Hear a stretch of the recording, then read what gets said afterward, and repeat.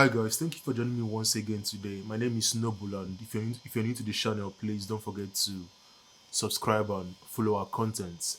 Today I want to talk about the I won't call him an enigma, but perhaps I will call him someone that has begun a solid movement in Nigeria for better governance and for a new kind of Nigeria that will reflect the dreams and aspirations of ourselves and what we really want Nigeria to become. The person obviously is Peter Obi. However, I have some misgivings or some critiques to offer. Recently I've been going on IG, I've been putting out some stuff. I've spoken against Tinubu's candidacy. I speak all the time against Atiku's candidacy. However, one of the issues I have with the Peter Obi movement is the fact that when it comes to Peter Obi, you're not allowed to critique or analyze Peter Obi in any way. And one of the things I wrote on Instagram was that Peter Obi has become a religion. You're not allowed to deviate from the religion. You're not allowed to critique the religion of Peter Obi. You're not allowed to analyze this man called Peter Obi. All you are allowed to do is anything Peter Obi says is yes and final. If you dare to say that, oh, Peter Obi, I have some issues with this policy or have some issue with this interview, people will deride you, they will castigate you and say that you're a traitor, you're this, you're that, blah, blah, blah. You go collect so and so forth, and so on and so forth. And I take issue with that because one as an independent thinker, I have to be able to look at P2B and say, I agree with ABC. However, I disagree with D, E, and F. We as Nigerians, after what we went through with Buhari, when Buhari promised us 1 million jobs a year, when Buhari promised us that he was going to equate or bring 1 naira to $1. I mean, think about how massive and how big these promises were.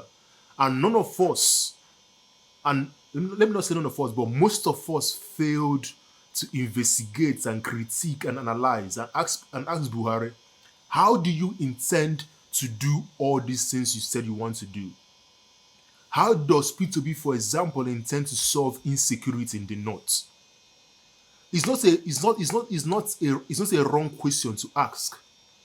We should be able to ask Nigerians, ask P2B, who, in my opinion, of all the other two candidates, Atiku, Tinubu, and himself, P2B is the best candidate. However, we still have to ask, how does P2B intend to tackle insecurity in the north, especially as an Igbo man? We cannot deny the fact that in Nigeria we are deeply tribal. We're a very ethnic country. Everyone pledges by their tribe in Nigeria. Very few people in Nigeria are gonna be like, I'm a Nigerian first before I'm an Igbo or a Yoruba or an Hausa. It is always, I'm an Igbo man first, I'm a Yoruba man first before I'm a Nigerian. So how does Peter be an Igbo man? How is he gonna solve the insecurity in Zamfara, in Jos? And these are big issues. Now you may say he's VPs from that area, but I would like to know, Mr. Peter Obi, are you going to allow security issues to be handled by your VP? Because the problems in Nigeria are so big, they are so massive that, like someone said, be wary when people offer simple solutions to complex problems. The issues that we face in Nigeria is not so easy to say it will be decisive, it will be quick, it will be easy. No, you cannot just say that. Are you going to use brute force, for example, as Nigeria's president to tackle insecurity? When I mean brute force, I mean, are you going to do it without any regard to the law, to the constitution? Right? So we deserve as Nigerians to know these things. We deserve as Nigerians to ask these questions. I believe that it is our right, and I think it is highly disrespectful, in my own opinion, when Peter B or when his supporters say you cannot oppose him, you cannot critique him, so and so forth. And that's why I said it's become a religion. It's become a tribe. People have lost friends, and surely, yes, Peter Obi is the best candidate of the three, but that doesn't mean that because of Peter Obi, who is a politician, who politicians obviously they lie. Peter Obi has lied in the past. He said some things that are not true a couple of weeks ago. He's a politician. So for you to say you're gonna, be wholly into Peter Obi without any regard to being objective, I think is very wrong. So for me, when it comes to the issues, for example, when it comes to education, I would like to know, Mr. Peter Obi, how do you intend to make Nigeria the top 10 countries in the world when it comes to education? How do you intend to, and these things are not easy issues. For example, in the north, when it comes to the north, how are you going to ensure that imageries in the north start going to school? These are important questions to ask.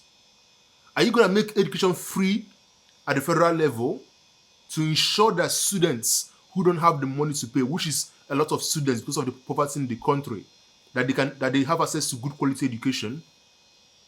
Are you going to have a framework around the universities to ensure that we have a different kind of education in Nigeria, not education of repeat what the lecturer says, but one that will be like critique the lecturer, ask the lecturer questions, analyze don't just take A, B, C. Ask what is behind A, what is behind B. I would like to know what the framework is as regards employment, as regards power, as regards, these are not questions that you can answer in 1 hour channels interview or snippets. You will need to sit down and you tell Nigerians in a 3-hour conversation, and not just once or twice, a lot of interviews, so that we can know. Because it's only when we critique and analyze people that we can see and that we can say to ourselves, I like this idea. However, I don't fancy this idea. If we just close our eyes and be blinded to the fact that some things that Peter Obi is saying are not right, then I think we are doing ourselves a big disservice. We have to be able to, as Nigerians, after everything we've gone through in the last 60 plus years, in my own opinion, we can't afford to make the mistake again. I believe that the time is now. The time to change Nigeria is now. However, even if we don't get it right next year, we have to keep trying. Yes, Peter Obi, in my opinion, like I said again, of the other two candidates, is the best candidate. But I still believe that we should still be able to look at Peter Obi and disagree on some things and agree on some things. It cannot just be a blanket followership, and that is what most people are doing, obedience movement and so forth and so on. It cannot just be a movement whereby we disregard anything here, let me not say all, but some of the bad things he has done in the past. We don't investigate, we don't ask critical questions, we don't ask analytical questions. We are just like, so long as we can get in Nigeria of our dreams, we're ready to disregard anything that Peter Obi has done, which is bad. And I think he's wrong. This is the time for us to, have deep conversations about this country. And we cannot just take a politician's word for it. At the end of the day, Obi is a politician. Obi is a politician, just like Tinubu and Atiku. These guys are politicians. So in conclusion, and perhaps you disagree with me, perhaps you agree with me, but in my own opinion, it is not wrong to critique Peter Obi. It is not wrong to analyze Peter Obi. In fact, we are doing him a disservice if we don't analyze him, because how will Peter Obi know if some of the things he's saying are wrong? Because Peter Obi needs feedback from Nigerians. He needs us to tell him, no, sir, I don't agree with this policy. I don't agree with that policy. Again, when it comes to insecurity, I just want to wrap this up with this insecurity because it's a big deal. We need to get this right, because if we can solve insecurity in Nigeria, or to say it rightly, if we can reduce insecurity in Nigeria, we can have better jobs, we can have foreign exchange, we can have foreign investments. I would really like to know, because this is important, how a man who probably has not lived in the north, how would he understand the intricacies? Like one of the things that BBC commented on in that popular video on the Zamfara and the bandits said was that this conflict defies simplistic interpretations.